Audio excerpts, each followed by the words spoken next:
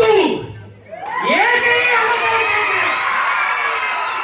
ನನ್ನ ನಯವಂಚಕ ಅಶೋಕ, ನಿನ್ನ ಅಭಿಷ್ಟ ಸಾಧನೆಗಾಗಿ ನೀನು ನನಗೆ ಕೊಟ್ಟ ರಾಜಭ್ರಷ್ಟನೆಂಬ ಕಳಂಕದ ಪಟ್ಟದ ಪೆಟ್ಟಿನಿಂದ ನಾನು ಸಚ್ಚರಿತನಾಗಿದ್ದೇನೆ.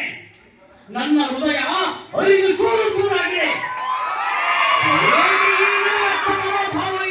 ನನ್ನ ಮೌನ ನದಿಯಲ್ಲಿ ಅಡಗಿದ್ದ ಸೇಡಿನ ಕಿಡಿ ಇಂದು ಕೆದಕಿ ಕೆರಳಿಸುತ್ತಿದೆ. ಹಸಿವಿನ ಕೃಷಿಯಲ್ಲಿ ಸೆಳೆದು ನಿಂತ ಕಾಳು ಸರ್ಪವಾಗಿದ್ದೇನೆ.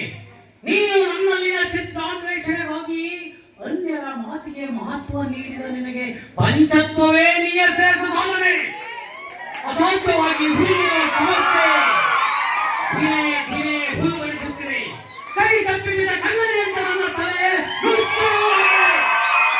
ಒಂದೇ ಬಾರಿಗೆ ಕೋಟಿ ಕಡಾರಿಗಳು ನನ್ನ ಕರುಳನ್ನು ನಾಡಿದಂತಾಗುತ್ತಿದೆ. ನನ್ನನ್ನು ಹೊತ್ತು ನಿಂತಿರುವ ಈ ಭೂಮಾತೆಯೇ ಸಹ ಈ ಮಡಲ ರಕ್ತವನ್ನು ಕುಡಿಯಲು ದಾಹದಿಂದ ತಡೆದು ನಿಂತಿದ್ದಾರೆ. ಅಷ್ಟದಿಕ್ಪಾಲಕರೇ, ನಿನಗೆ ಅಂಗರಕ್ಷಕರಾಗಿ ಬಂದರೂ ಭಯವಿಲ್ಲ, ಆಡುವ ಕಾಲವೇ ನನಗೆ ಇದ್ದರೂ ಚಿಂತೆ ಇಲ್ಲ. ಈ ಅಗ್ನಿದೇವನ ಸಾಕ್ಷಿಯಾಗಿಯೂ ನಿನ್ನ ಮಾರಣ ಹೋಮ ಸದಸಿದ್ಧರ ಸಂಘ ನಿನ್ನನ್ನು ಕೊಂದು ದುರ್ಗವನ್ನು ಸ್ವರ್ಗದಂತೆ ನಂದನವನ್ನಾಗಿಸುತ್ತೇನೆ. ಪ್ರಜೆಗಳೆಲ್ಲರ ಜೀವನದಲ್ಲಿ ಆನಂದದ ಸ್ಪಂದನ ಉಂಟಾಗುವಂತೆ ಮಾಡುತ್ತೇನೆ.